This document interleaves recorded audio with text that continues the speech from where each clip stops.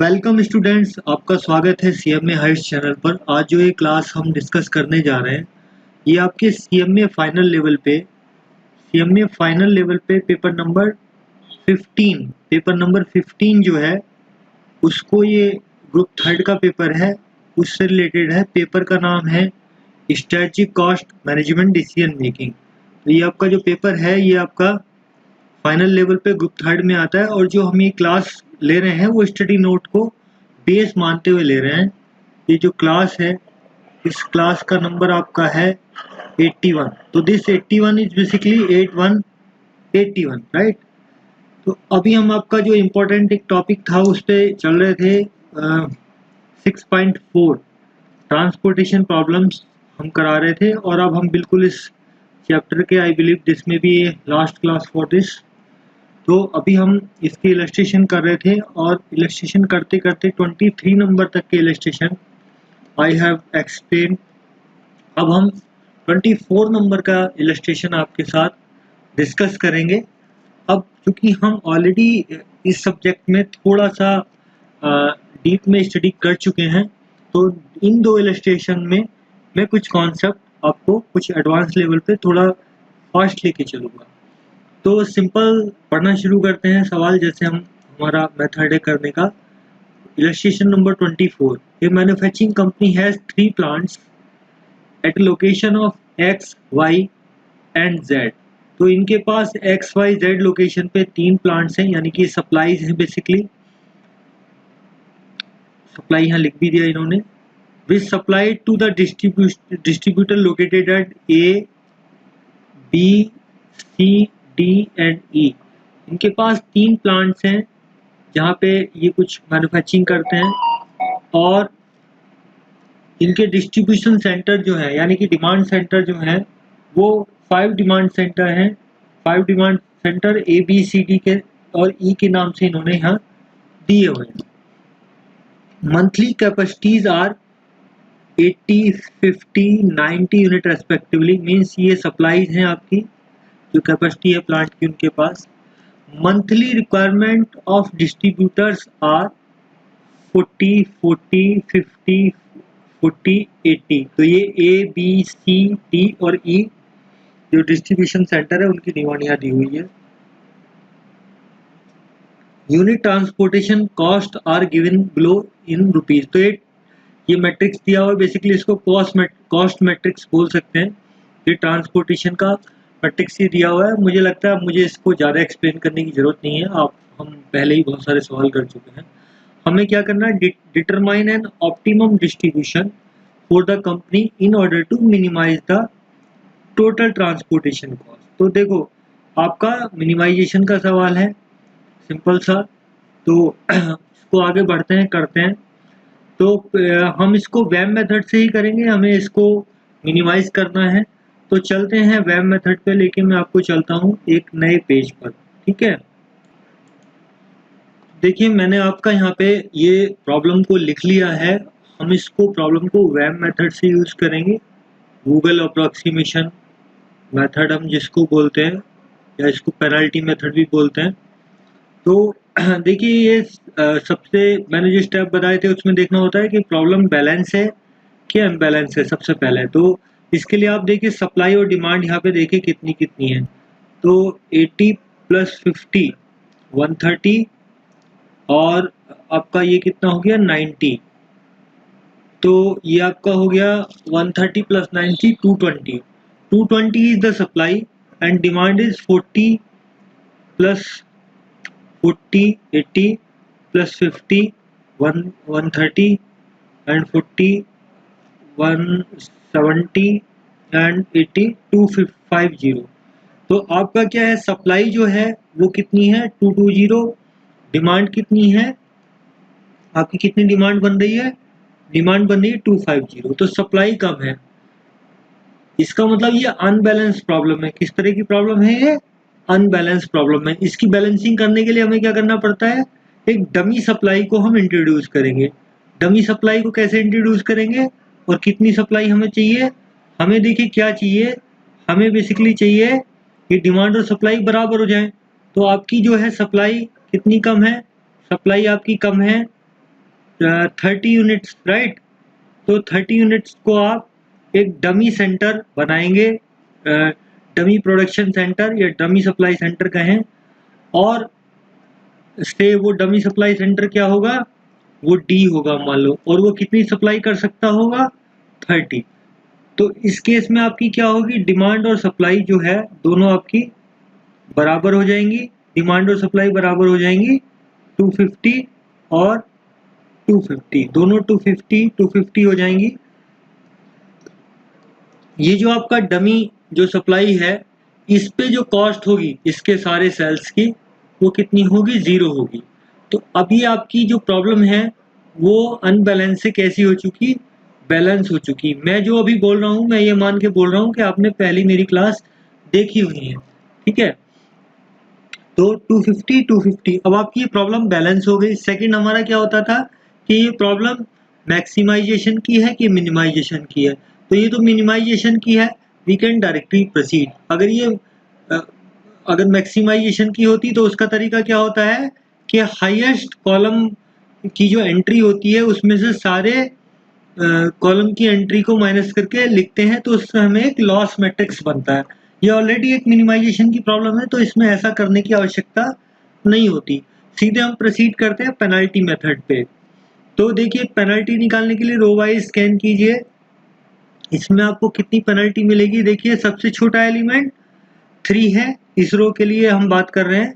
इस रो में सबसे छोटा एलिमेंट 3 है, उससे नेक्स्ट 5 है, दोनों का डिफरेंस ही पेनल्टी है।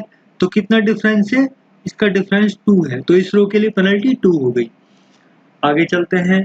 अब देखिए आपका ये जो है इस रो के लिए स्कैन कीजिए, लीस्ट एलिमेंट 4, उससे नेक्स्ट एलिमेंट 6 है, यानी कि दोनों का डिफरेंस 2 है, तो ये 2 पेनल्टी होगी। यहाँ पे देखिए least element is 3, next element इस रो का कितना है 4, दोनों का डिफरेंस ही पेनल्टी है इस रो के लिए 1, और ये तो 0 ऑब्वियस सी बात हो जाएगा क्योंकि सारे ही 0 हैं। अब आप यहाँ देखिए, इसमें इस कॉलम के लिए पेनल्टी निकालते हैं, 0 एंड 4 का डिफरेंस कितना आएगा, 4, यही पेनल्टी है इसके लिए। यहाँ पे देखिए 0 और 4 का डिफरेंस कितना अगेन आएगा, 4, इस कॉलम के लिए ये पेनल्टी है। इसके लिए देखिए 6 0 और 6 का डिफरेंस कितना आएगा, 6, तो यहाँ 6 पेनल्टी है। इस कॉलम के लिए अगेन 6 आ जाएगा पेनल्टी में, और यहाँ पे देखिए 3 पेनल्टी में आ जाएगा, ठीक है। तो जब हमने रो वाइज और कॉलम वाइज पेनल्टीज निकाल दी हैं, अगला काम क्या होता है कि हमें हाईएस्ट पेनल्टीज को चुनना होता है, सेलेक्ट करना होता है। हाईएस्ट पेनल्टीज इसमें 2 हो रही हैं, यहाँ पे टाइज हो गया पेनल्टी में। तो फिर हम देखेंगे कि यहाँ पे देखिए कॉलम इसकी कॉस्ट में भी टाई हो गया और पेनल्टी में भी टाई हो गया। सबसे पहले हम पेनल्टी देखते हैं, उसके बाद हम कॉस्ट देखते हैं। तो कॉस्ट भी बराबर है, पेनल्टी भी बराबर है। तो थर्ड क्राइटेरिया क्या है, थर्ड क्राइटेरिया ये है कि जिसमें एलोकेशन मैक्सिमम हो सकता हो यहाँ पे। तो देखिए अगर मैं इसमें करूँगा तो 30 हो पाएगा, अगर यहाँ करूँगा तो यहाँ भी 30 हो पाएगा, है ना। यहाँ पे सप्लाई 30 है, तो चाहे मैं यहाँ करूँ चाहे यहाँ करूँ। तो मैंने चूंकि क्वेश्चन में आपके यहाँ पे बुक में सॉल्व किया और मैंने यहाँ पे मान लिया है, आप चाहें तो इस पे मान के भी कर सकते हैं। तो मैं इसको सेलेक्ट करता हूँ क्योंकि हर जगह टाई हो गया मैटर। तो फिर आपकी इच्छा है, आप जो मन करें उसमें आप जो है इसका एलोकेशन कर सकते हैं। तो देखिए इसमें कितनी सप्लाई हम दे सकते हैं, यहाँ पे 30 दे सकते हैं। डिमांड कितनी है 40, तो डिमांड बच जाएगी 10, सप्लाई एग्जॉस्ट हो जाएगी 0। और जैसे ही ये सप्लाई एग्जॉस्ट हुई यहाँ पे, तो आप इस रो को डिलीट कर देंगे हैं, और फिर दोबारा से पेनल्टी निकालेंगे। तो देखिए यहाँ पे पेनल्टी कोई फर्क नहीं पड़ेगा, अगेन 2 आएगी। यहाँ पे देखिए अगेन 2 आएगी, यहाँ पे आपकी 1 आएगी, राइट। लेकिन ये जो कॉलम की पेनल्टीज है इसमें काफ़ी फर्क आएगा। यहाँ पे तो ज़रूरत ही नहीं है, डिलीट हो चुका। तो देखिए 4 और 5 का, अब मैं इस कॉलम के लिए कर रहा हूँ, 4 और 5 का डिफरेंस क्या आता है 1, तो आपकी पेनल्टी कितनी हो गई 1 हो गई, ठीक है जी। देखिए यहाँ पे देखिए 7 और 4 का डिफरेंस 3, यहाँ पे पेनल्टी कितनी होगी 3। यहाँ पे देखिए 6 और 7 का डिफरेंस पेनल्टी 1, यहाँ पे इसके लिए पेनल्टी 0, और यहाँ पे देखिए कितनी पेनल्टी 3, राइट। तो अब देखिए अब हाईएस्ट पेनल्टी कौन सी है, जो नई फ्रेश पेनल्टी निकाली है, हाईएस्ट पेनल्टी यहाँ पे या तो यहाँ है या यहाँ है। अब देखिए सबसे पहले आपको क्या देखना है कि हाईएस्ट पेनल्टी कहाँ है। अब हाईएस्ट पेनल्टी टाई हो चुकी। अब जब टाई हो चुकी तो आपको देखना है कि लीस्ट एलिमेंट कॉस्ट का किस में है। इसमें देखते हैं 3 है, इसमें देखते हैं 4 है लीस्ट एलिमेंट। अगर दोनों पेनल्टी टाई हो चुकी तो फिर अगला क्राइटेरिया क्या है एलोकेशन करने का कि लीस्ट कॉस्ट वाला सेल देखिए। तो इसको जब ट्राई में करता हूँ, स्कैन करता हूँ, तो इसमें लीस्ट कॉस्ट जो है 3 आती है। अगर मैं इसमें स्कैन करता हूँ तो 4 आती है। तो मैं ऑब्वियस सी बात है इसको चूज करूँगा। तो फिर यहाँ देखिए पेनल्टी है और हम 80 यहाँ पे डिमांड है, यहाँ पे 80 सप्लाई रखी हुई है, 80 डिमांड 80 सप्लाई, तो मैं यहाँ पे दे दूंगा। हालांकि यहाँ भी दे सकते थे लेकिन उससे सवाल लंबा हो जाएगा। बेटर ये आपका ये इसके ऐसा करने से आपका सवाल शॉर्ट हो जाएगा। तो चाहे आप यहाँ देना चाहें 80 दे दीजिए, 10 बच जाएंगी। अदरवाइज बेटर ये है कि आप यहाँ 80 की 80 ही यहाँ पे आप इसको अलोकेशन कर दीजिए। तो जब आप अलोकेशन करेंगे तो ये 0 हो जाएगा, डिमांड खत्म हो जाएगी, सप्लाई भी खत्म हो जाएगी। और ऐसा करने के पश्चात चूंकि आपका देखिए सप्लाई एग्जॉस्ट हो चुकी तो आपका ये पूरा रो डिलीट हो जाएगा और यहाँ पे डिमांड आपकी एग्जॉस्ट हो चुकी तो ये कॉलम भी पूरा डिलीट हो जाएगा, कैलकुलेशन से बाहर हो जाएगा। ऐसा करने के पश्चात आपको दोबारा से पेनल्टी निकालनी है रिमेनिंग जो रोज और कॉलम में एलिमेंट बचे हैं। तो इतना बचा है अब आपका है। तो इसके लिए करते हैं रो के लिए देखिए आपकी यह तो जरूरत नहीं है। यहाँ पे आपकी कितनी आएगी पेनल्टी 1, यहाँ पे कितनी पेनल्टी आएगी यहाँ पे पेनल्टी आएगी 6 यानी कि 2 आएगी आपकी पेनल्टी यहाँ पे, राइट। और ये तो आपकी कैलकुलेशन से बाहर ही हो चुका। इस तरफ बात कर लेते हैं। देखिए 4 और 8 का डिफरेंस, यहाँ पे आपकी पेनल्टी कितनी आ गई 4 आ गई। और देखिए यहाँ पे पेनल्टी कितनी आ गई आपकी 7 और 4 का डिफरेंस 3 आ गई। यहाँ पे आपकी पेनल्टी 6 और 1 का 1 आ गया और 6 और 6 का ये 0 आ गया और ये तो आपका हो ही गया। तो ऐसा करने के पश्चात आप देखेंगे कि हाईएस्ट पेनल्टी कितनी आ गई है 4 आ गई है। तो अब इसी बात है इस 4 को आप सेलेक्ट कर लीजिए। अब तो हाईएस्ट पेनल्टी है तो यहाँ पे कहाँ लोकेशन कर सकते हैं। देखिए ये 40 सब यहाँ पे आपका क्या है, यहाँ 40 आपकी डिमांड है, सप्लाई देखिए। अच्छा ये हाईएस्ट पेनल्टी के बाद जब इसको स्कैन करेंगे तो लीस्ट एलिमेंट कौन सा है इसमें 4 है ना, कॉस्ट का एलिमेंट कौन सा है 4। तो यहाँ पे सप्लाई आप जो है यहाँ पे एलोकेशन करिए। तो देखिए यहाँ पे 50 है और यह 40 है तो 40 0 हो जाएगी। यहाँ पूरी डिमांड एग्जॉस्ट हो सकती है। यहाँ पे ये 40 इसको दे देंगे और यहाँ सप्लाई कितनी बच जाएगी 10 बच जाएगी। तो जब ये यहाँ 0 हो जाएगा तो ये आपका पूरा डिलीट हो जाएगा, राइट। ये डिलीट हो जाएगा। दोबारा से पेनल्टी निकालेंगे रिमेनिंग उसकी। देखिए यहाँ अगेन जरूरत नहीं है, यहाँ पे आपका 1 आएगी और यहाँ पे आपकी 2 आएगी, ठीक है। ये आपका बिल्कुल बाहर हो चुका कैलकुलेशन से, यहाँ जरूरत नहीं है। यहाँ पे आपकी अगेन आपका जो है अगेन 3 आ जाएगा, ठीक है। मैं नीचे को लिख नहीं रहा हूँ, थोड़ा जगह कम है। यहाँ 3 आ जाएगी पेनल्टी, यहाँ पे आपका 1 रह जाएगा दोबारा से और ये 0 हो जाएगा। तो ऐसा करने के बाद आपका क्या होगा, देखिए हाईएस्ट पेनल्टी कहाँ पे है, ये यहाँ पे है 3 पे। तो यानी कि इस वाले कॉलम में हम एलोकेशन देंगे। लीस्ट एलिमेंट कौन सा है 4 है। यहाँ पे सप्लाई कितनी है 90, डिमांड कितनी है 40। तो बिल्कुल 40 आप यहाँ पे दे सकते हैं। रिमेनिंग यहाँ आपका 40 दे देंगे तो 50 बचेगा, ठीक है। जब ये यहाँ पे आपका 0 हो गया यानी कि ये भी आपका कैलकुलेशन से बाहर हो गया। अब आपके पास क्या बचा देखिए, फिर दोबारा से पेनल्टी निकालिए। यहाँ पे कितनी आएगी 1 आएगी, राइट। यहाँ पे कितनी आएगी 0 आएगी, 6 और 6 का डिफरेंस 0 आएगा। और ये सब तो डिलीट हो चुके हैं, ये भी डिलीट हो चुका, ये भी डिलीट हो चुका। यहाँ पे अगेन आपका कितना आएगा 1 ही आ जाएगा। मैं साइड में लिख दे रहा हूँ 1 आ जाएगा यहाँ पे पेनल्टी और यहाँ पे आपका 0 आ जाएगा, ठीक है। तो पेनल्टी ज़्यादा कहाँ है, या तो यहाँ पे है या यहाँ पे है, 1 है ये वाला, ठीक है। तो देखिए किसको दे सकते हैं, इधर से चलते हैं तो यहाँ 6 है और इधर से चलते हैं तो लीस्ट एलिमेंट 6 है, ठीक है। ये हो गया।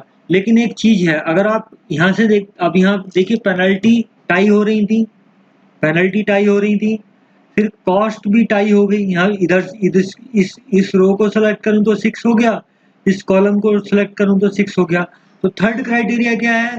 थर्ड क्राइटेरिया ये है कि हाईएस्ट एलोकेशन कहाँ पे कर सकते हैं।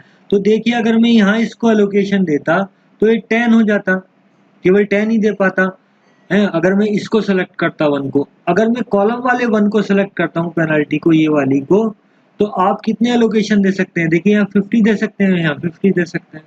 तो हमें इसको सेलेक्ट करना पड़ेगा। समझिए आप मेरी बात। पहला criteria highest penalty, second criteria least cost element of row, अगर वो भी टाई हो जाते हैं तो थर्ड क्राइटेरिया है आपका कि हाईएस्ट एलोकेशन कहाँ पे दे सकते हैं।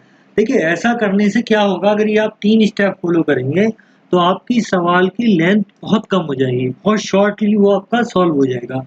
अगर आप ये रूल फॉलो भी नहीं करते तो भी आपका सवाल हो सकता हो जाएगा डेफिनेटली, लेकिन उसमें लेंथ उसकी बढ़ जाएगी, आपका टाइम वेस्ट हो जाएगा।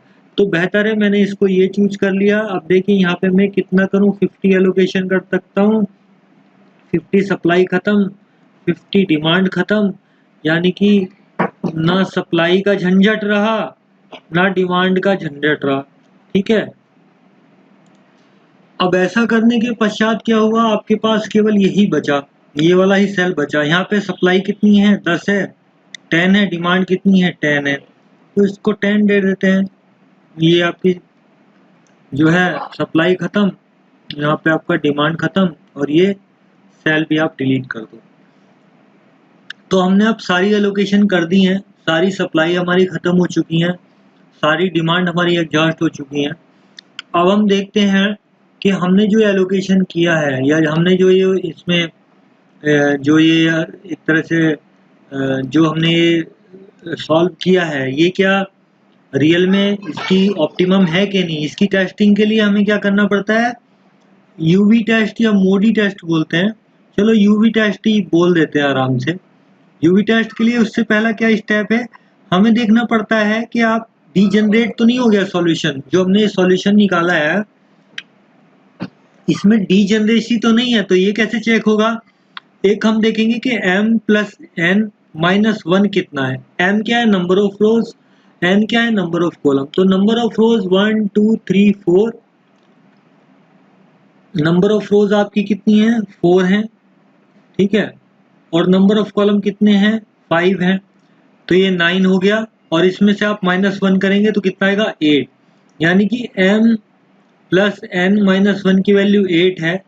और हमारी नंबर ऑफ एलोकेशन कितनी है? नंबर ऑफ एलोकेशन कितनी हो गई? देखिए 1 2 3 4 5 और 6, नंबर ऑफ एलोकेशन आपकी 6 है। तो चूंकि आपकी number of allocation is less than m plus n minus 1, तो आपका ये सॉल्यूशन डीजनरेटेड हो गया। मतलब इसका मतलब क्या है?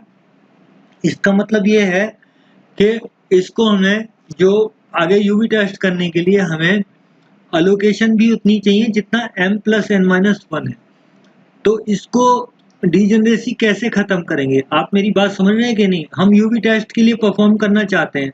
यूवी टेस्ट हमें क्या बताएगा कि सॉल्यूशन ऑप्टिमम है कि नहीं है, या इसको मोडी टेस्ट भी बोलते हैं, मॉडिफाइड डिस्ट्रीब्यूशन टेस्ट बोलते हैं, इसको मोडी टेस्ट भी बोलते हैं, राइट। लेकिन ये टेस्ट परफॉर्म करने से पहले हमें क्या करना पड़ेगा कि number of allocation should be equal to m plus n minus 1। अब ऐसा तो है नहीं, तो इसको हम बोलेंगे सॉल्यूशन जो हमने किया है इसमें डीजनरेसी है, इसको कैसे एलिमिनेट करेंगे, हम खत्म करेंगे। अब उसके बारे में बात कर लेते हैं कि हम उसको कैसे खत्म करेंगे। देखिए हमने पहले से, अब अगला स्टेप क्या आ गया कि हाउ टू रिमूव डीजनरेसी। मैंने यहाँ पे आपका ये मैट्रिक्स लिख लिया है, और इसमें जो एलोकेशन थी वो एलोकेशन हमने लिख ली है। अब हमारी समस्या क्या हो रही थी कि हम जो थी, हमारी जो एलोकेशंस थी, नंबर ऑफ एलोकेशन कितनी थी? नंबर ऑफ एलोकेशन हमारी जो थी वो थी 6, और m प्लस n माइनस 1 जो हो रहा था वो रहा था हमारा 8। तो हम यूवी टेस्ट के लिए यूवी टेस्ट नहीं कर सकते थे। ठीक है। तो उसके लिए हमें क्या करना है, हमें इसमें एक एक जो है एक बिल्कुल ये मान लीजिए बिल्कुल जीरो के बराबर हमें दो एलोकेशन इसमें करनी पड़ेंगी जिनकी वैल्यू नियर टू जीरो है, और उसको हम एप्सिलॉन के नाम से जानते हैं। ये it is very near to zero, और इसको हम बेसिकली दूसरी भाषा में कहें तो हम दो सेल्स को डीम्ड ऑक्यूपाइड सेल बनाएंगे। ठीक है, क्या बनाएंगे? Deemed occupied cell. तो दो हमें ऐसे सेल ढूंढने पड़ेंगे जहां पे हम ये एलोकेशन देंगे। वो कितनी होगी? वो लगभग जीरो के बराबर होगी। वो zero, very near to zero होगी, जीरो ही होगी, मतलब वो जीरो भी नहीं है but very near to zero. तो डीम्ड एलोकेटेड बनाएंगे उन सेल्स को लिए। अब उसका सिलेक्शन क्राइटेरिया क्या है, ठीक है, कि कैसे हम वो सेल को सिलेक्शन क्राइटेरिया क्या है? तो सिलेक्शन क्राइटेरिया क्या है उसका, कौन सा सेल चुने हम? तो वो एक तो क्या हो, उसमें लीस्ट कॉस्ट हो। क्या हो? लीस्ट कॉस्ट हो। दूसरी बात क्या हो?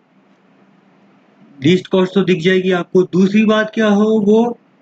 वो इंडिपेंडेंट हो,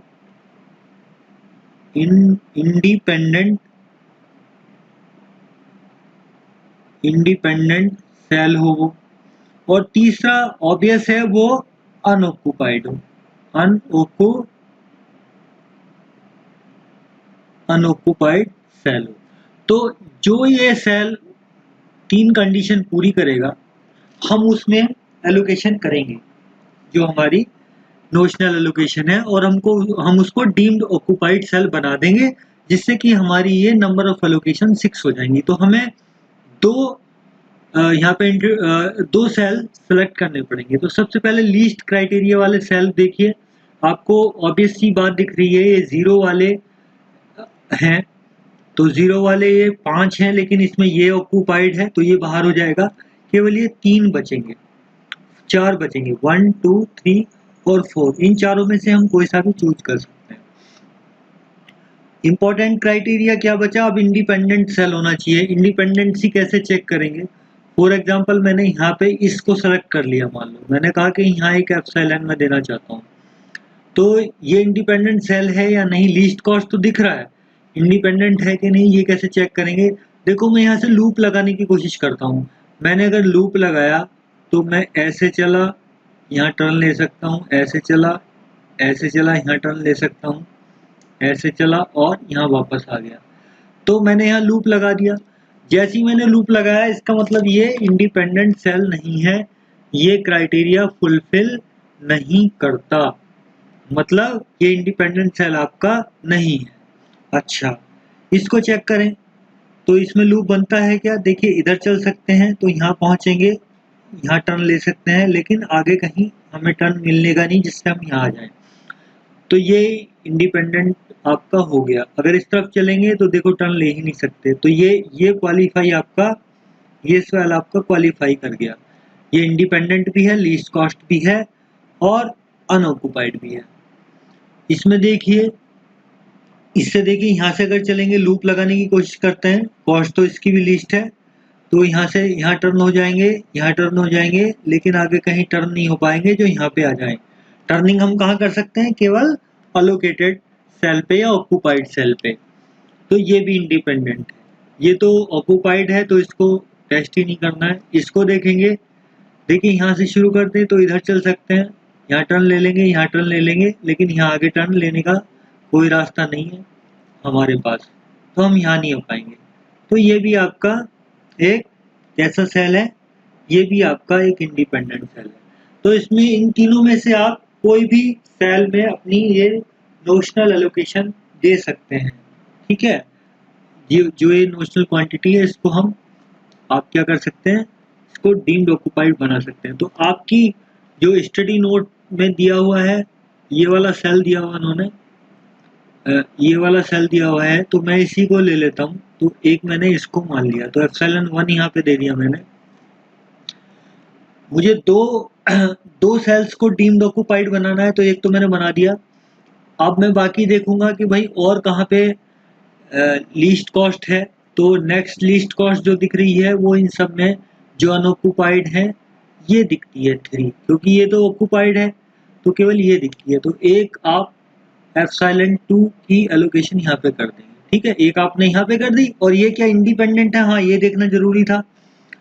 तो ये इंडिपेंडेंट देखने के लिए देखो मैं अगर यहाँ से चला तो यहाँ जा सकता हूँ, फिर कहीं मुड़ने का ढंग ही नहीं है तो यहाँ भी नहीं कर सकता। ये हो गया और इसका मतलब ये इंडिपेंडेंट है। अगर इस तरफ चलता हूँ तो यहाँ टर्न ले लूंगा लेकिन आगे कहीं टर्न नहीं मिलेगा।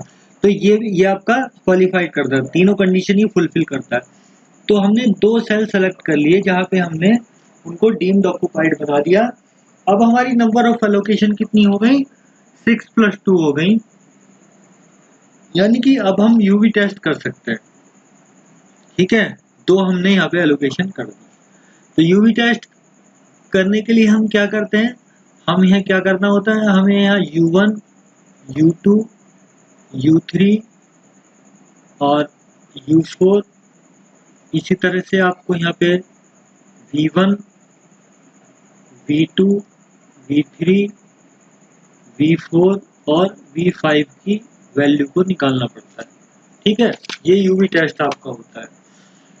तो इसका तरीका क्या है, इसका तरीका यह है कि जहाँ पे आपकी हाईएस्ट एलोकेशन हो जिस रो या कॉलम में, उसमें आप किसी u या v की वैल्यू को 0 मान लीजिए, किसी एक वैल्यू को।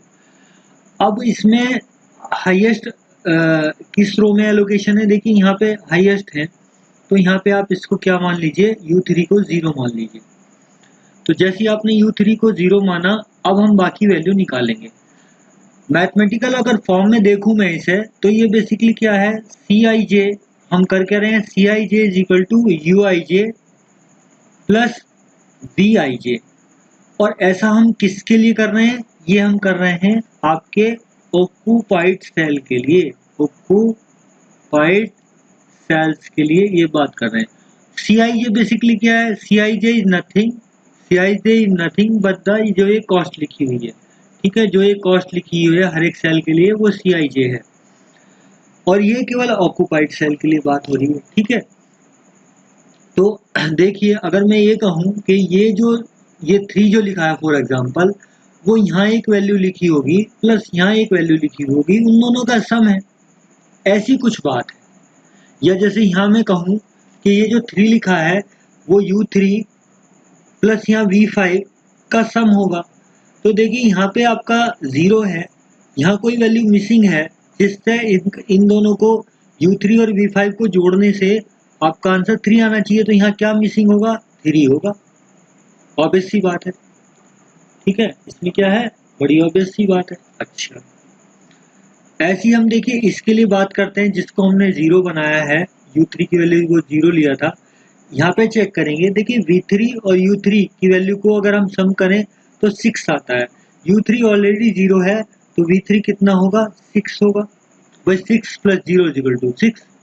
ऐसे हम अगले एलोकेटेड सेल के लिए या ऑक्यूपाइड सेल के लिए बात करें तो देखिए ये 4 लिखा हुआ है, ये यहाँ V2 की वैल्यू पता नहीं, U3 की वैल्यू पता है, तो V2 + U3 = 4, तो 0 है यहाँ पे, तो यहाँ भी आपका 4 आ जाएगा, यानी कि 4 + 0 = 4। ये बात एक हो गई।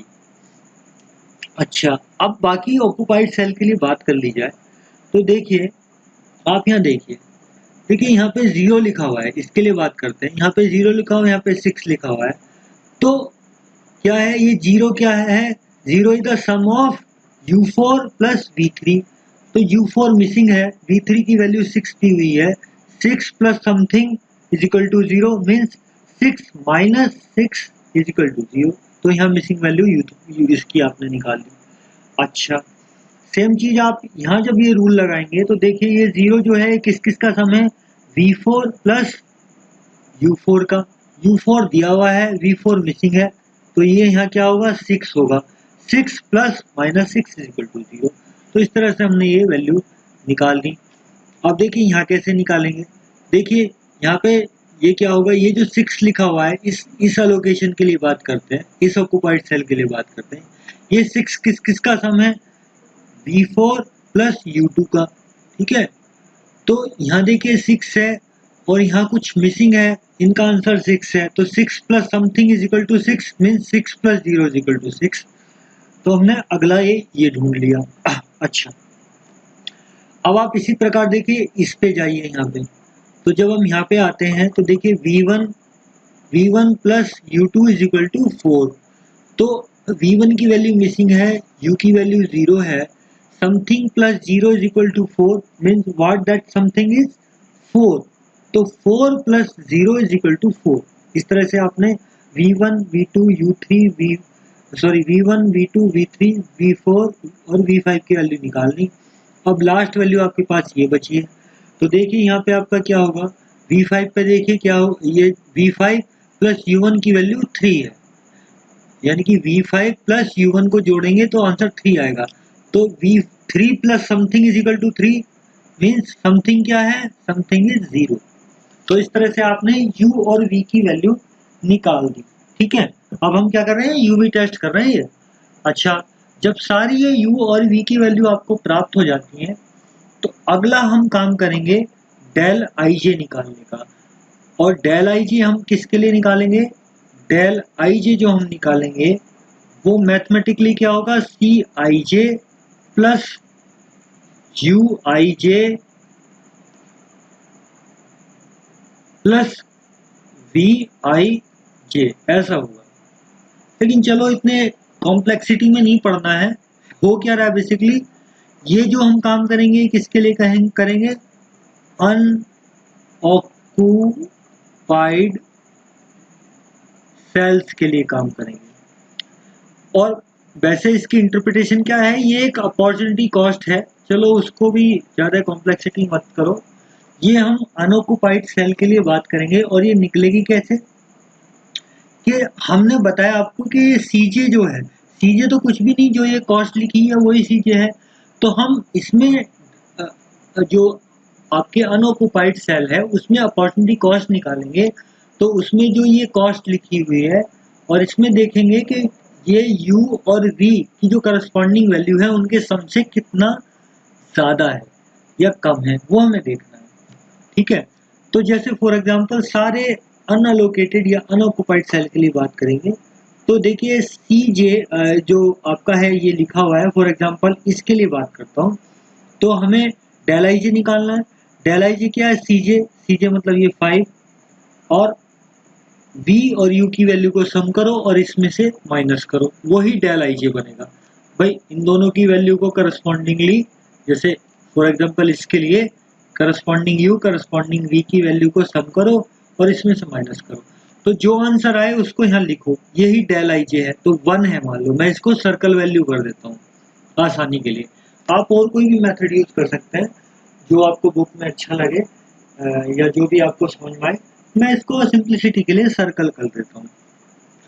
तो जो भी वैल्यू मैं निकाल रहा हूँ, सर्कल वैल्यू क्या है, डेल IJ की वैल्यू है, और ये सारी अनऑक्युपाइड सेल के लिए निकलेंगी। अब देखिए अगला क्या है, 8, ये CIJ लिखा हुआ है, इसमें से मुझे क्या निकालना है, U और V की वैल्यू को UIJ प्लस VIJ की वैल्यू को सम करके इसमें से माइनस करना है। तो UIJ प्लस VIJ की वैल्यू इस सेल के लिए क्या होगी, देखिए UIJ 0, VIJ 4, तो 0 प्लस 4 4, और इसमें 8 में से माइनस कीजिए तो यहाँ क्या बचेगा, 8 माइनस 4 इज इक्वल टू 4। तो इसको भी मैंने सर्कल कर लिया। सिमिलरली इसके लिए बात करते हैं, 6 प्लस 0 इज इक्वल टू 6, और 6 में से जब माइनस करेंगे तो ये 0 आ जाएगा। तो ये इसकी यहाँ अपॉर्चुनिटी कॉस्ट 0 हो गई। अच्छा, यहाँ देखिए 6 प्लस 0 इज इक्वल टू 6, और 6 माइनस 6 इज इक्वल टू 0। तो ये हमने ये निकाल लिया। कम, ये आपका ऑक्युपाइड सेल है तो यहाँ ये काम नहीं करना है, अपॉर्चुनिटी कॉस्ट यहाँ नहीं निकालनी है।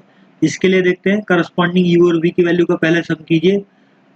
U है 0, V है 4, तो 4 प्लस 0 4, और 7 में से माइनस करेंगे 4 को तो आंसर आएगा 3।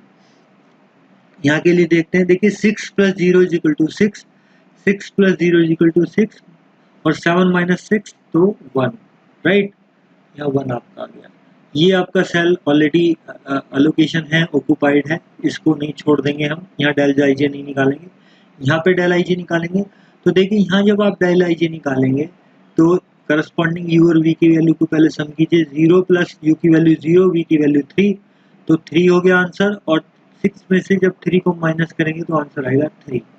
ठीक है, तो सारी सर्कल वैल्यू क्या है, ये सर्कल वैल्यू जो है ये आपका डेल आई जे है। ठीक है जी।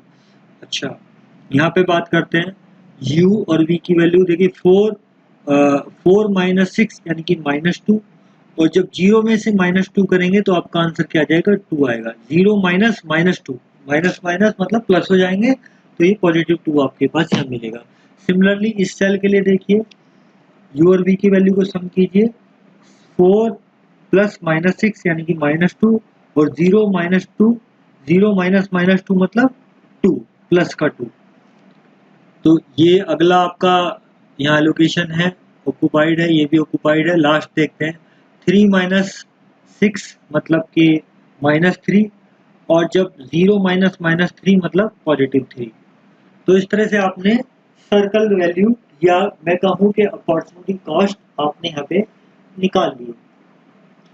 तो अब हमारा क्या है यूवी टेस्ट का क्राइटेरिया, कि आपकी अगर आपकी सारी वैल्यू डेल आई जे की वैल्यू आपकी अगर या तो 0 हो या उससे बड़ी हो, ठीक है, यानी कि इन शॉर्ट में ये कहूँ कि del i j is greater than equal to 0, is greater than equal to 0, आपका सॉल्यूशन क्या है, आपका सॉल्यूशन ऑप्टिमल है या ऑप्टिमम है, ये कहो आपका सॉल्यूशन क्या है, ऑप्टिमम है। अगर इसमें कोई भी वैल्यू 0 है, जैसे यहाँ कुछ वैल्यू 0 आ गई, दैट मीन्स ये सॉल्यूशन तो ऑप्टिमम है, लेकिन इसका एक अल्टरनेटिव सॉल्यूशन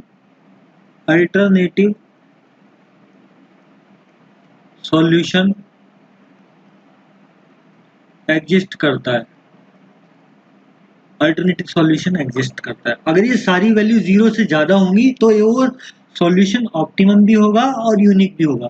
अगर उसमें कोई भी वैल्यू 0 है, that means it has alternative solution, however solution is optimum.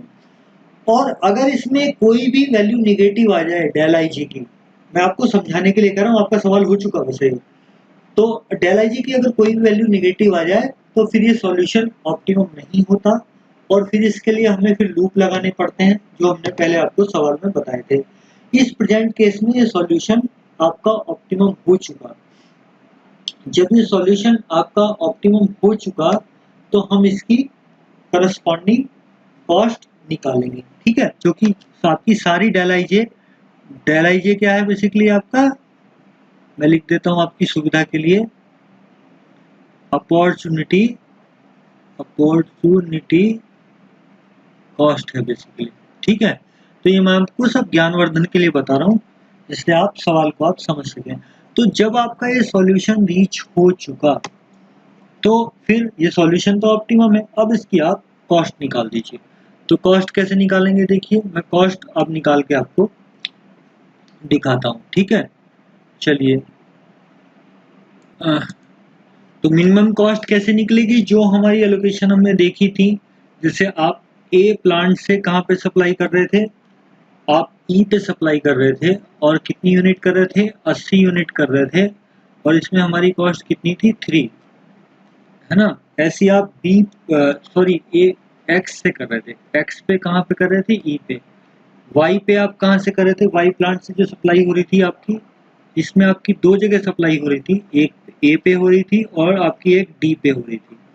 तो ए पे आप कितनी सप्लाई कर रहे थे साहब, ए पे आप 40 सप्लाई कर रहे थे, यहाँ पे जो कॉस्ट थी वो कितनी थी, 4 थी, और यहाँ डी पे कितनी सप्लाई कर रहे थे, डी पे आप सप्लाई 10 कर रहे थे, और यहाँ पे आपकी जो कॉस्ट थी वो आपकी 6 थी। जेड से जो सप्लाई हो रही थी, जेड से 2 सेंटर पे हो रही थी, बी पे हो रही थी और सी पे हो रही थी। तो बी पे कितनी हो रही थी, 40 यूनिट हो रही थी, और सी पे कितनी यूनिट हो रही थी, 50 यूनिट हो रही थी। इनकी करस्पॉन्डिंग बी की जो कॉस्ट थी वो कितनी थी, ₹4 थी और सी की जो कॉस्ट थी वो कितनी थी, ₹6 थी। ठीक है, और जो आपका ये डमी सेंटर था इससे आप सप्लाई कर रहे थे सी पे। ठीक है, कितनी यूनिट कर रहे थे, 30। क्योंकि ये डमी ऑलरेडी एक डमी था तो इसमें आपकी कॉस्ट हमेशा 0 आएगी।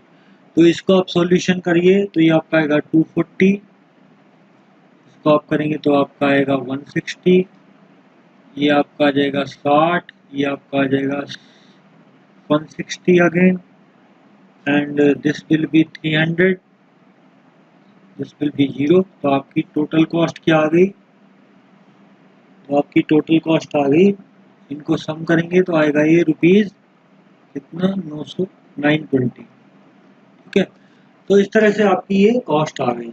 ये आपका सवाल अच्छा था, बस इसमें आपको देखिए मैं जो सवाल आपको करके दिखा देता हूँ एक स्टेप में कर देता हूँ शॉर्ट में इसलिए कर देते हैं कि आपको अगर मेथोलॉजी पता है तो आप अपने बहुत सारे स्टेप को आपके अपने आप ही कम हो जाएंगे अगर आप इन प्रोसीजर के हिसाब से काम करेंगे तो।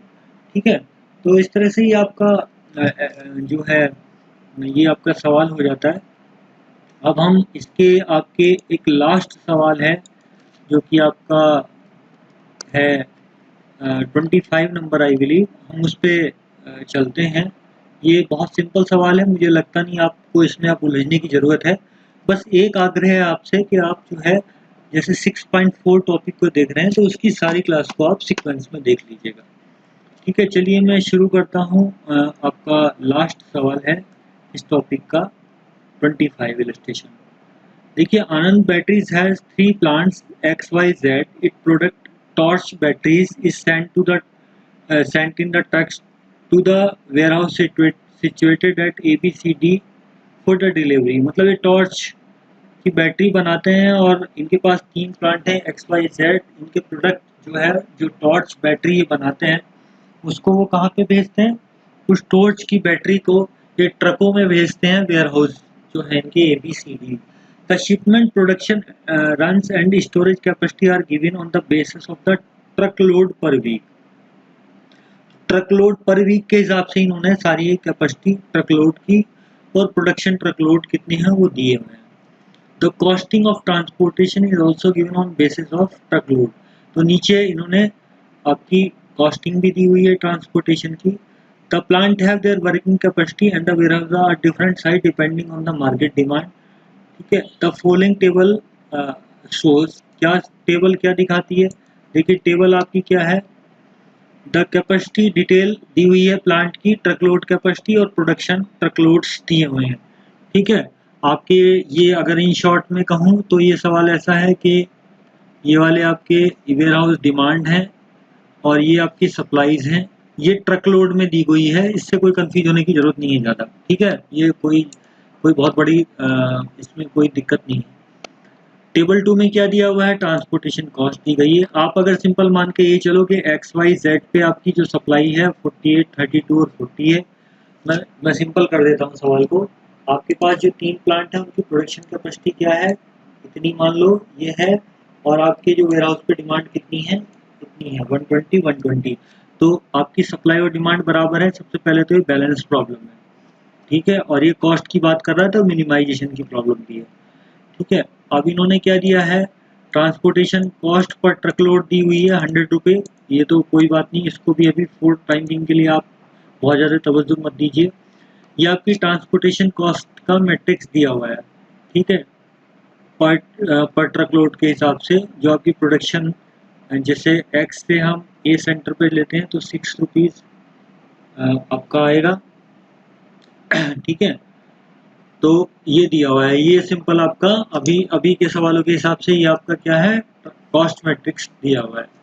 You are required to work out how the supply from the plant to be allocated to the warehouse to minimise total cost. तो एक तो मिनिमाइजेशन का है ये, दूसरा क्या है आपका, ये एक बैलेंस प्रॉब्लम थी क्योंकि यहाँ आपकी देखिए डिमांड और सप्लाई 120 में रखी है, तो 2 प्रॉब्लम तो आपकी पहले ही सॉल्व हो गई। और हमें क्या बताना है, केवल ट्रांसपोर्टेशन कॉस्ट बतानी है, मिनिमम ट्रांसपोर्टेशन कॉस्ट क्या होगी और ट्रांसपोर्ट का प्लान क्या होगा। तो बहुत ही आसान सवाल है। सबसे पहले आप ट्रांसपोर्ट कॉस्ट का यहाँ मैट्रिक्स लिख दीजिए, या मैं आपको करके ही बता देता हूँ। एक फ्रेश पेज पे चलते हैं, हम आपको ये करके दिखाते हैं, ठीक है। यहाँ पे मैंने आपकी प्रॉब्लम लिख ली है, इसमें एक कॉस्ट मैट्रिक्स है और इसके सामने ये आपकी डिमांड और सप्लाई दी हुई है। एक्स वाई जेड आपके 3 प्लांट हैं, ए बी सी और डी आपका ये डिमांड सेंटर है या वेयर हाउसेज है। वेब मेथड यूज करेंगे, ऑब्वियस सी बात है। तो देखिए इस रो के लिए पेनल्टी कितनी आएगी।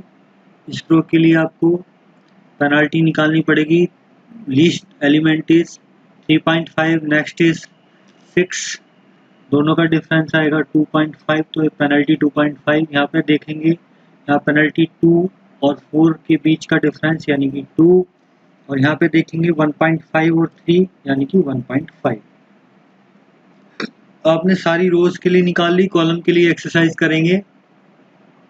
यहाँ पेनल्टी देखिए कितनी आएगी, 2 और 1.5, ये दोनों, ये 1.5 सबसे लीस्ट, उससे नेक्स्ट हो गया 2, दोनों का डिफरेंस 0.5। 6 और 11, 6 और 11 का डिफरेंस 5 है, क्योंकि सबसे छोटा 6 है और उससे नेक्स्ट 5 है। देखिए 3.5 और 4.5 दोनों का डिफरेंस 1 पेनल्टी होगी इस कॉलम के लिए। यहाँ पे देखेंगे तो 1 अगेन, 3 और 4 का डिफरेंस पेनल्टी आएगी। ऐसा करने के बाद हम देखते हैं हाईएस्ट पेनल्टी कहाँ पे है। अनडाउटली 5 हाईएस्ट पेनल्टी है, यानी कि एलोकेशन यहाँ पे होगा। यहाँ पे लीस्ट कॉस्ट वाला एलिमेंट ढूंढिए। हाईएस्ट पेनल्टी के सामने लीस्ट कॉस्ट वाला सेल ढूंढिए, 6 है। यहाँ पे हमें एलोकेशन करनी है। डिमांड कितनी है 20, सप्लाई कितनी है 32, पूरी कर दीजिए 0। यहाँ पे 20 आप दे सकते हैं, यहाँ आपकी 12 बच जाएंगी, ठीक है। इसमें कोई समस्या नहीं है। जब यहाँ आपकी ये पूरी हो चुकी, इसको आप एलिमिनेट कर दीजिए, डिलीट कर दीजिए अपनी कैलकुलेशन से। फर्दर आप जो है दोबारा से पेनल्टी कैलकुलेट कीजिए। देखिए यहाँ पे हम कर रहे हैं तो 3.5 और 6 दोनों का अगेन डिफरेंस 2.5 ही आएगा। यहाँ पे 2 और 4 का अगेन 2 ही आएगा, ठीक है जी। अब देखिए 4.5 और 1.5 और 3 का अगेन आपका 1.5 ही आएगा। यहाँ पे देखते हैं, देखिए ये तो 0.5 ही आएगा, ये आपका हट जाएगा, ये आपका 1 हो जाएगा और ये आपका अगेन 1 हो जाएगा। तो अब आप देखिए हाईएस्ट पेनल्टी कहाँ पे है, 2.5 पे ओबियसली है। ये 2.5 को सिलेक्ट कीजिए। इसके सामने की जो ये रो है, इसमें देखिए लीस्ट एलिमेंट वाला सेल कौन सा है, ये सी वाला है।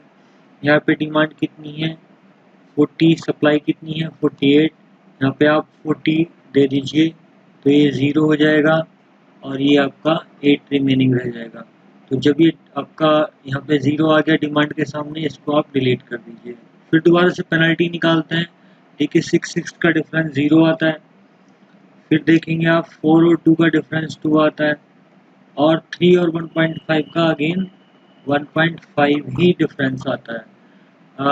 ये देखिए हमारे पास अगेन 0.5 है यहाँ पे डिफरेंस, ये डिलीट हो चुका, ये डिलीट हो चुका, और 3 1 ये आपका 1 ही आ जाएगा, 3 और 4 का डिफरेंस। तो हाईएस्ट पेनल्टी कहाँ पे आती है 2 पे। देखिए 2 वाला सेलेक्ट कर लेंगे। इसके सामने देखिए लीस्ट कॉस्ट वाला जो सेल है वो ये है। यहाँ पे आपकी डिमांड कितनी है 16, सप्लाई कितनी है 12, तो सप्लाई का मैं केवल 12 ही दे सकते हैं यहाँ पे, तो ये 0 कर देंगे। यहाँ पे आपका डिमांड बचेगी 4, ठीक है। जब ये आपका 0 हो गया तो ये आप इसको पूरे को डिलीट कर दीजिए रो को। फिर दोबारा से पेनल्टी निकालते हैं। देखिए 6 और 6 के बीच का डिफरेंस 0, ये आपका डिलीट हो चुका। यहाँ पे ये 1.5 ही रह जाएगा। और अब आप देखिए दोबारा से 6 और 1.5 का डिफरेंस जो आएगा वो आएगा आपका 4.5, तो ये पेनल्टी 4.5, ये डिलीट, और 3 और 6 का जो डिफरेंस आएगा 3 आएगा। तो हाईएस्ट पेनल्टी कहाँ पे है, देखिए 0, 1.5, 3 और 4.5 हाईएस्ट यहाँ पे है। तो यानी कि इसके सामने का देखिए सेल, अब तो ये बचा हुआ है आपका 1.4 सॉरी 1.5 वाला, तो यहाँ पे डिमांड कितनी बची है 4, सप्लाई कितनी है 40, तो डिमांड कम है, इसको यहाँ दे दीजिए, सप्लाई आपकी 36 बच जाएंगी। जब ये आपका 0 हो चुका है यहाँ पे, तो आपका ये डिलीट हो जाएगा। ठीक है, जैसे ये डिलीट हो गया तो अब आप यहाँ पे डिफरेंस निकाल नहीं सकते, केवल यही है। तो यहाँ लिस्ट में देखिए 36 यहाँ पे सप्लाई हैं और 8 यहाँ पे सप्लाई है, तो यहाँ पे आप 8 दे दीजिए इसको, ये 0 हो जाएगा, और ये 36 दे दीजिए तो ये 0 हो जाएगा। और जब यहाँ 8 दिया था तो यहाँ पे कितनी बची थी आपका 36 बचेंगी, और 36 जब यहाँ दे देंगे आप तो आपका 0 हो जाएगा। 36 जब करेंगे तो ये 0 हो जाएगा। तो इस तरह से आपने ये सारी अपनी एलोकेशन कर दी है, सारी सप्लाई और डिमांड एडजस्ट हो चुकी हैं। अब हम देखते हैं कि जो हमने सॉल्यूशन निकाला है, ये सॉल्यूशन आपका ऑप्टिमम है कि नहीं, ये डिजनरेट सॉल्यूशन तो नहीं है। तो इसके लिए क्या करेंगे, सबसे पहले m + n-1 देखेंगे। तो m कितना है 3 प्लस n कितना है 4 - 1, तो यानी कि ये आपका आ जाएगा 6 आंसर। और आपने नंबर ऑफ एलोकेशन कितनी की है, नंबर ऑफ एलोकेशन, तो आपकी नंबर ऑफ एलोकेशन भी आपकी कितनी है 6 है। तो यानी कि आपका ये सॉल्यूशन जो है डिजनरेटेड नहीं है, ये आपका सॉल्यूशन। आप यूवी टेस्ट के लिए आगे बढ़ सकते हैं, you can perform modified distribution test या यूवी टेस्ट। तो यूवी टेस्ट के लिए हम आगे बढ़ते हैं। ठीक है सर जी, तो मैंने यहाँ एलोकेशन लिख दी है, और आपकी m + n-1 6 है, एलोकेशन भी आपका एलोकेशन भी 6 है। तो आप यूवी टेस्ट कर सकते हैं। ठीक है, यूवी टेस्ट करने के लिए क्या करते हैं कि आप यहाँ U1, U2 और U3 की लिख लीजिए। ठीक है, ऐसे आप यहाँ पे आप V1, V2, V3 और V4 लिख लेंगे। तो यानी कि ये वैल्यू हमें फाइंड आउट करनी है। ठीक है, ये वैल्यू हमें क्या करनी है, फाइंड आउट करनी है, राइट। इसके लिए सबसे पहले हम क्या निकालते हैं, Cij निकालते हैं। Cij क्या है, बेसिकली Uij प्लस Vij, और Cij जो लिखा है ये हम काम किसके लिए करेंगे, सब Cij किसके लिए करेंगे, हम ऑक्यूपाइड सेल के लिए, ऑक्यूपाइड सेल के लिए काम करेंगे। तो जो जो ऑक्यूपाइड सेल्स हैं उनके लिए काम करेंगे। और वैसे है क्या, बेसिकली Cij जो है ये 3, जैसे ये जो इसकी जो कॉस्ट है यही Cij है, और Cij क्या है, ये आपके u और v का सम है। तो इसकी मदद से हम u और v की वैल्यू निकालेंगे यहाँ पे, राइट। तो एक तो बात हो गई ये। तो अब इसके लिए क्या करते हैं कि आप जहाँ भी जिस रो या कॉलम में सबसे ज़्यादा एलोकेशन हो रखी है, वहाँ पे आप u और v की वैल्यू को कहीं भी एक वैल्यू को 0 मान लीजिए। तो देखिए यहाँ 2 एलोकेशन हो रखी हैं, यहाँ भी 2 हो रखी हैं, यहाँ भी 2 रखी हैं। अगर ऐसे देखोगे तो यहाँ भी 2 हैं, यहाँ भी 2 हैं, और यहाँ 1 है, सॉरी, यहाँ भी 2 हैं। तो ऐसे भी 2 हैं, ऐसे भी 2 हैं, और ऐसे भी 2 हैं। तो ये जिसको मन करे उसको आप 0 मान लीजिए, एक किसी वैल्यू को u या v की। तो मैंने आपकी बुक्स के हिसाब से इसको 0 माना, मैंने भी इसको 0 मान लिया। ठीक है, ऐसा करने के बाद आपको क्या करना है, एक 0 मानने के बाद आपको वैल्यू निकालनी है बाकी u और v की। तो कहाँ से शुरू करें, यहीं से शुरू कर लेते हैं, जो आपके ऑक्यूपाइड सेल्स हैं। तो जो बेसिकली ये लिखा हुआ है, मैंने आपको बताया ये Cij लिखा हुआ है। Cij क्या है, करस्पॉन्डिंग u और v की वैल्यू का सम। तो देखिए जो 6 है ये u, और यहाँ v जो लिखा है इसके करस्पॉन्डिंग u, इसके करस्पॉन्डिंग v, इनका सम है। ठीक है, इसके करस्पॉन्डिंग u और इसके करस्पॉन्डिंग v का सम है। ठीक है, ये मैं बताना चाह रहा हूँ आपको बार बार। तो देखिए यहाँ कोई वैल्यू u1 की वैल्यू दी हुई है, v4 की वैल्यू मिसिंग है। ये जो मिसिंग वैल्यू है यहाँ पे, इसको और इसको जोड़ने पे ये आंसर आता है।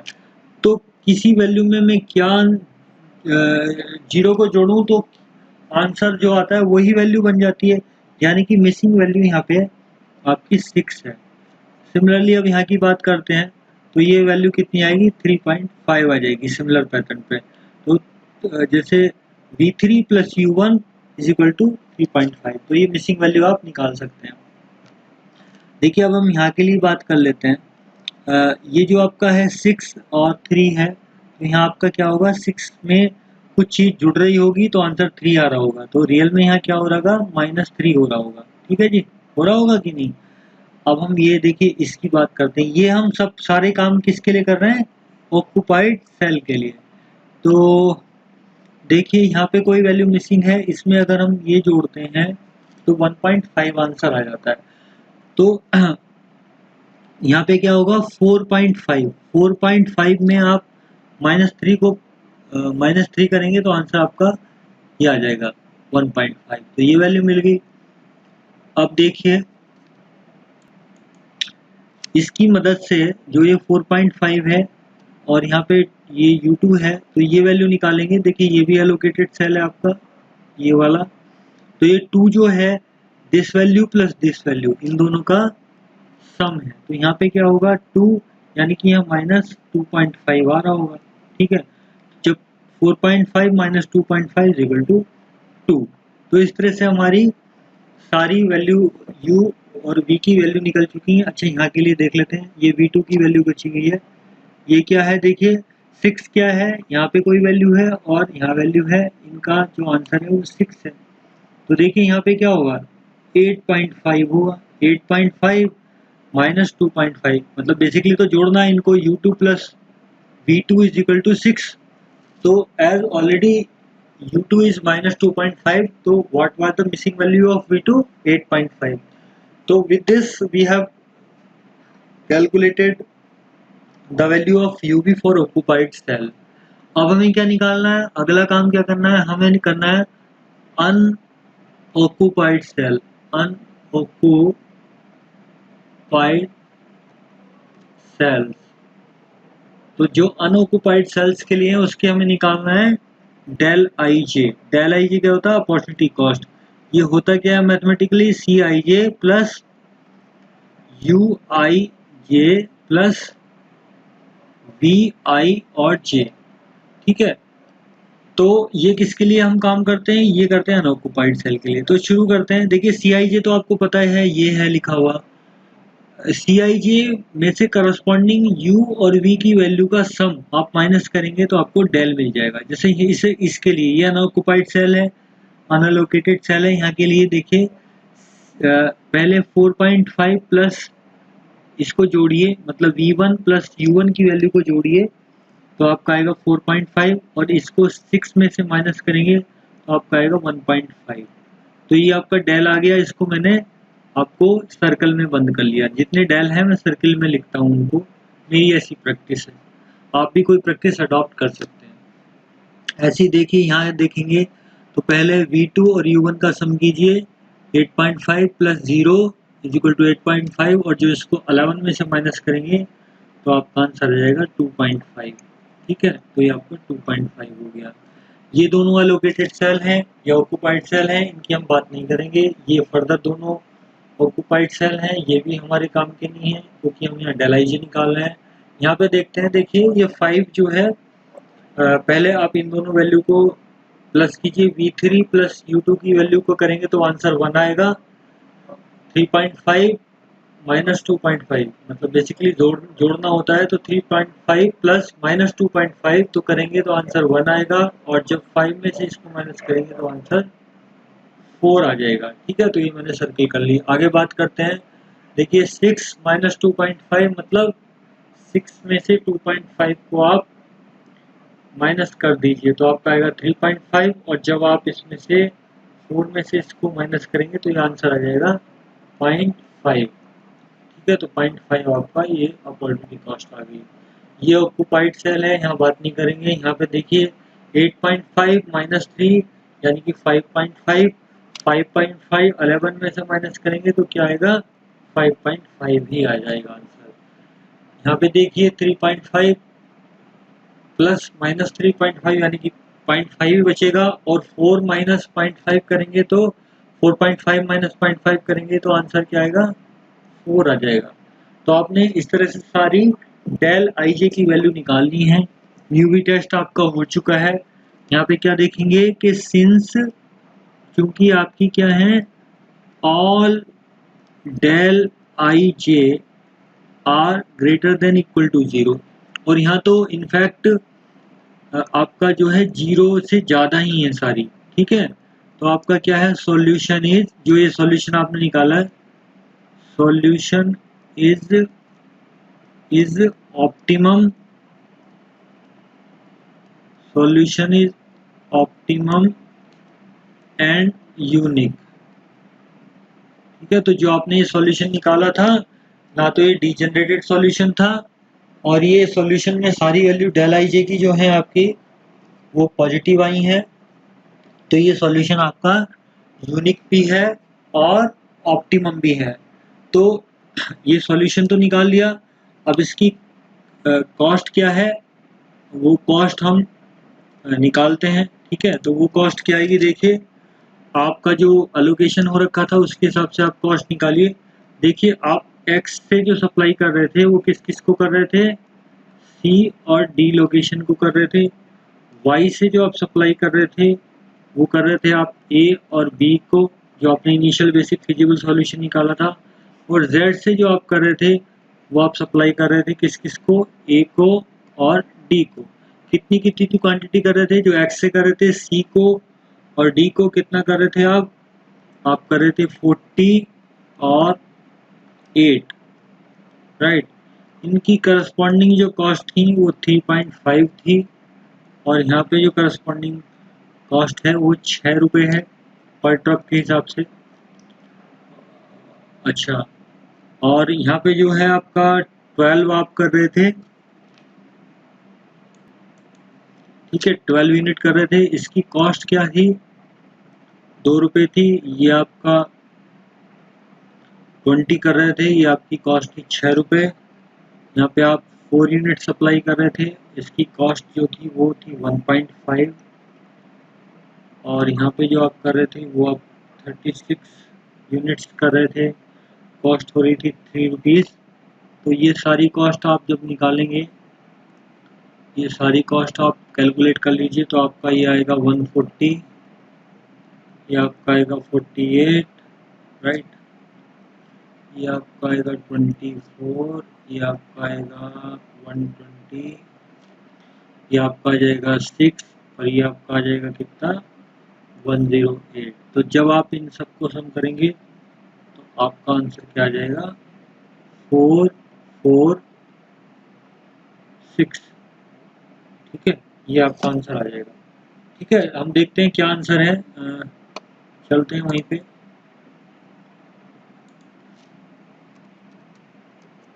तो आपका आंसर देखिए यही है, कहाँ गया आपका आंसर, ये रहा, 446 आपका आंसर आ जाएगा। ठीक है, तो जो ये 446 है, और आपका मिनिमम ट्रक लोड, जो पर ट्रक लोड का जो आपका कॉस्ट था वो कितना था, 100 रुपीज़ था, आई थिंक दिया हुआ था ना कहीं पे, ये रहा। ये ट्रांसपोर्टेशन कॉस्ट पर ट्रकलोड 100 है, क्योंकि हमने ट्रकलोड में निकाली है ये चीज़ें। तो आपका 446 जो है, इसको आप 100 से यहाँ पे आप मल्टीप्लाई कर दीजिए, तो आपका ये टोटल मिनिमम कॉस्ट आ जाएगा। ठीक है, क्योंकि आप देख रहे हैं ना यहाँ पे दिया हुआ है, ये 100 रुपीज़ कहाँ से आ रहा है, ये 100 रुपीज़ यहाँ पे इन्होंने दिया हुआ है। ठीक है, ये आपका दिया हुआ है। तो इस तरह से आपका ये सॉल्यूशन हो गया है। अब आपका जो है ये टॉपिक भी ख़त्म हो चुका है। बस 2 मिनट की बात हम कर लेते हैं कि क्या समझना है। समझना बेसिकली ये है कि जैसे आपकी ट्रांसपोर्टेशन प्रॉब्लम जब आती है, तो फाइनल लेवल पे आप हैं, आपको एक तो वेब मेथड यूज़ करना है। अगर वो कहता है तो करना ही करना, नहीं कहता कुछ तो भी करना है। ठीक है, अगर वो कोई आपको वैम ही पूछेगा वो, अच्छा फाइनल में, ऐसा मेरा विश्वास है। सेकंड क्या है, जब आप देखेंगे, आप प्रॉब्लम लिखेंगे तो आपको कैसे प्रोसीड करना है। सबसे पहले आपको क्या देखना है कि प्रॉब्लम बैलेंस है या अनबैलेंस है। अगर आपकी बैलेंस है तो आगे बढ़ जाइए, अनबैलेंस है तो पहले वहाँ डमी आप क्या करेंगे, डमी सप्लाई या डिमांड को वहाँ इंट्रोड्यूस करवाइए विद जीरो कॉस्ट सेल से, ठीक है। उसके बाद दूसरा चेक क्या करना है आपको, बैलेंस कर लोगे इससे आप। दूसरा चेक क्या करना है कि प्रॉब्लम मैक्सिमाइजेशन की है,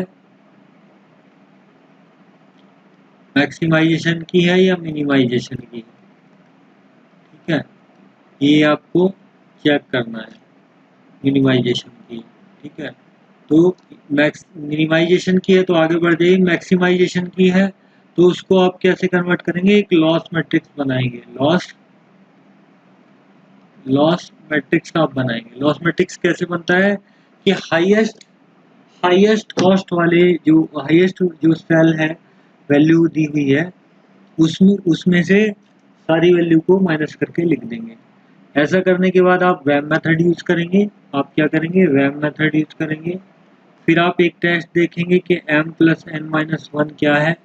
अगर वो आपके नंबर ऑफ एलोकेशन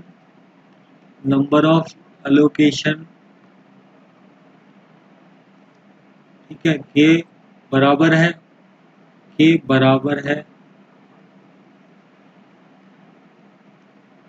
तो आप यूवी टेस्ट कर लो। अगर आप ठीक है, अगर बराबर नहीं है तो पहले आप वहाँ पे कुछ रिमेनिंग जो सेल हैं जितने कम एलोकेशन है उनको आप एक डीम्ड ऑक्युपाइड सेल बनाएंगे। उसको बनाने का तरीका क्या है, उसको बनाने का तरीका मैंने आपको बताया था कि उसमें कंडीशनल जो लगानी होती है, क्या कंडीशन लगानी होती है। ये एक तो वो आपका सबसे पहले लीस्ट उसमें कॉस्ट होना चाहिए। सेकंड आपका वो जो है इंडिपेंडेंट पोजीशन पे होना चाहिए।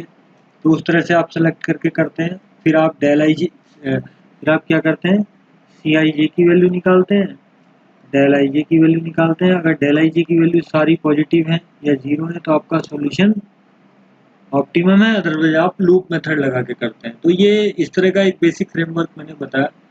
तो with this I am concluding this class. I will meet you in very fresh topic simulation। और बहुत सारी रिक्वेस्ट भी थी कि सिमुलेशन को शुरू करें। ट्रांसपोर्टेशन में आपने जो क्लासेस देखी हैं मुझे लगता है आप सवाल अब कर ले जाएंगे। तो with this thank you very much.